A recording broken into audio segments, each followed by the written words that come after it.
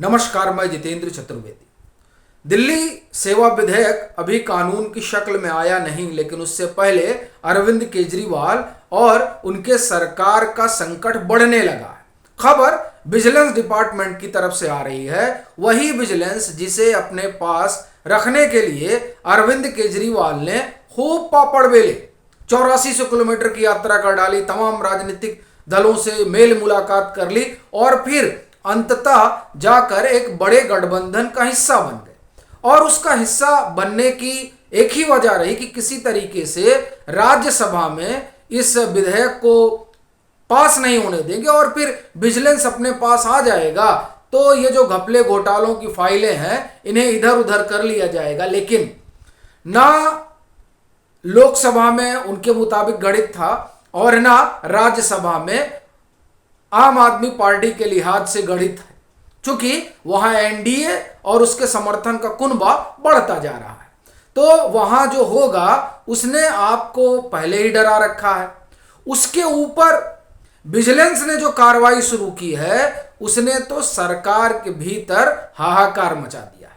तब यह सवाल उठता है कि विजिलेंस ने किया क्या है। देखिए, विजिलेंस की ओर से दो खबर आ रही है। एक खबर तो इस बात से जुड़ी हुई है जो आपको ख्याल होगा कि एलजी ने कोई 437 ये जो फाइल वगैरह इन्होंने रखे थे उन्हें उन्होंने टर्मिनेट कर दिया था।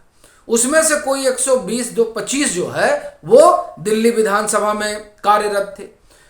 होता क्या है कि जब इधर से टर्मिनेशन ऑर्डर जाता है तो सबको हटाना है, लेकिन दिल्ली विधानसभा में जो 125-26 लोग कार्यरत थे उन 437 लोगों में से उन्हें पहले तो यह हुआ कि नहीं हटा दिया जाए तुरंत प्रभाव से, लेकिन बाद में फिर जो है वो एक दूसरा पत्र आता है विधानसभा अध्यक्ष की तरफ से कि नहीं अभी इसको जो है होल्ड पे रखा जाए। अब इसी चीज को लेकर विजिलेंस डिपार्टमेंट ने विधानसभा के 4 अधिकारियों को नोटिस भेजा है, कारण बताओ, जिसमें एक तो असेंबली सेक्रेटरी हैं, दूसरे ज्वाइंट सेक्रेटरी हैं और 2 डिप्टी सेक्रेटरी हैं। इनसे पूछा है कि जब इस बाबत जो है आदेश था तब उस आदेश का पालन क्यों नहीं हुआ, अब बताइए। और 7 रोज का समय दिया गया है कि बताइए 7 दिनों में आपके ऊपर क्यों ना कार्रवाई की जाए। अब ये देखिए, इसने अरविंद केजरीवाल का संकट बहुत बढ़ा दिया है, क्योंकि ये सब कौन है, ये सब तो पार्टी के इनके अपने लोग ही हैं जिनको रखा गया था। और ये बात बाकायदे सुप्रीम कोर्ट में बताई गई थी। खुद जो है हरीश साल्वे रिप्रेजेंट कर रहे थे एलजी को और उन्होंने ये बात वहां रखी। अब इन सब के बाद भी मतलब एक तरह से आप कहें कि एलजी का आदेश एलजी ने टर्मिनेट कर दिया, फिर आप कैसे रखे हुए हैं। अब बताएंगे कि क्यों रखे हुए हैं, किसके कहने पर रखे हुए हैं, और नहीं बताएंगे तो उन 4 लोगों पर गाज गिरेगी। वैसे ही जैसे ये जो शीश महल वाला मसला था और है, इसमें 7 पीडब्ल्यूडी के अधिकारियों को कारण बताओ नोटिस जारी किया गया था, आपको ध्यान हो, और उन लोगों का जवाब आ ही गया है। ऐसा चूंकि 15 दिन का समय था उनको और 1 महीने होने को आए हैं, तो स्वाभाविक है वो जवाब विजिलेंस के पास होगा और कभी भी उस चीज को लेकर धमाका हो सकता है जैसा अभी धमाका विजिलेंस ने किया है।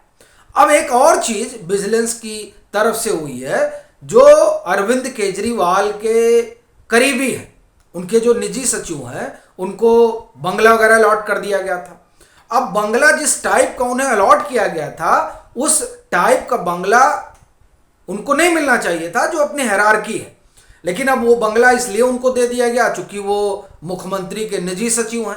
इस बात पर ऑब्जेक्शन किया है विजिलेंस डिपार्टमेंट ने, और ऐसे उनसे संबंध 2 लोग हैं, मतलब उनके आप ये कहिए कि निजी सचिव। एक तो विभव कुमार को लेकर विभव कुमार तो एक तरह से कहिए कि उनके बड़े खास लोगों में उनकी गिनती होती है, और अगर मुझे ठीक याद है तो उनको भी ईडी ने एक बार की तलब किया था पूछताछ के लिए।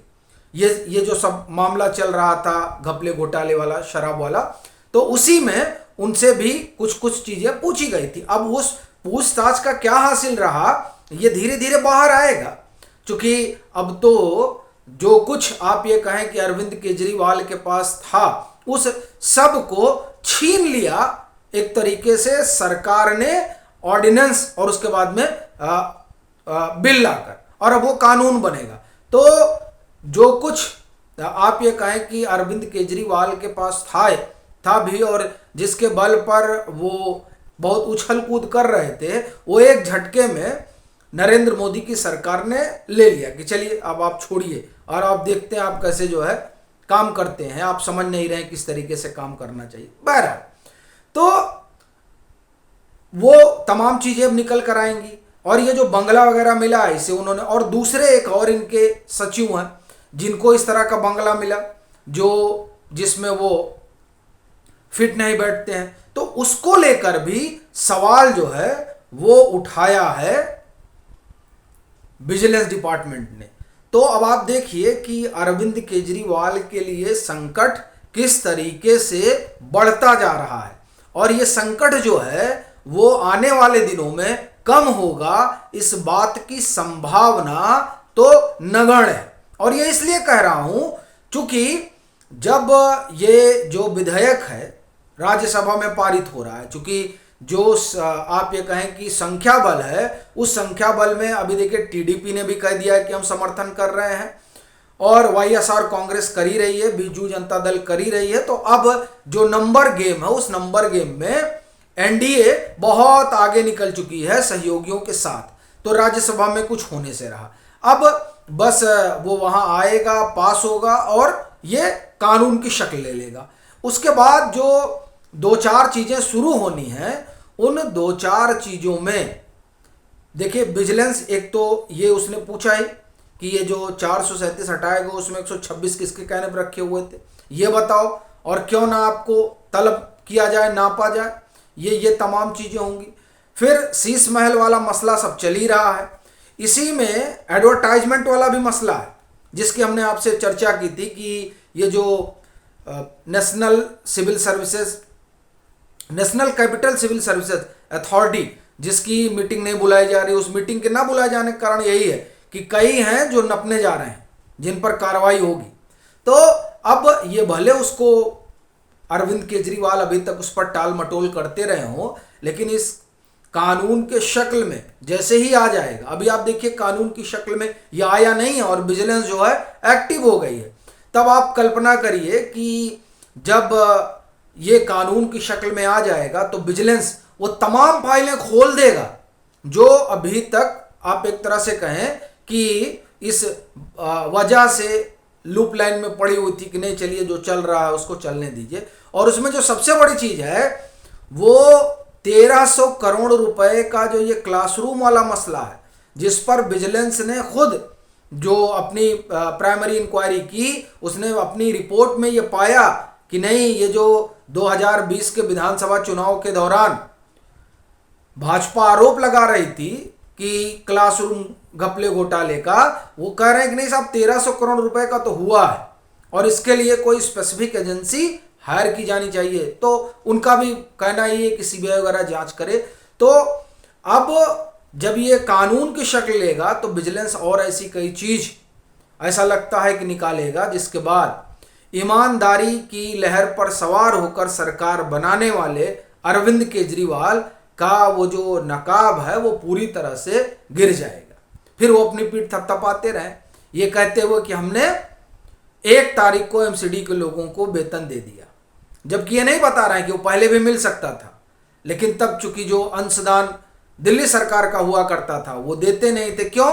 क्योंकि एमसीडी में भाजपा थी, तो दे देते तो वेतन मिल जाता, तो इनको वोट कैसे मिलता। तो ये तमाम चीजें जो है अब वो सब खुलकर सामने आएंगी, लेकिन ये जो विजिलेंस ने शिकंजा कसना शुरू किया है उसने आपके भीतर तो हलचल मचा ही दी है। अभी के लिए फिलहाल इतना ही। अगर आप मतांतर से नहीं जुड़े हैं तो जुड़ें, वीडियो को लाइक करें और खूब शेयर करें।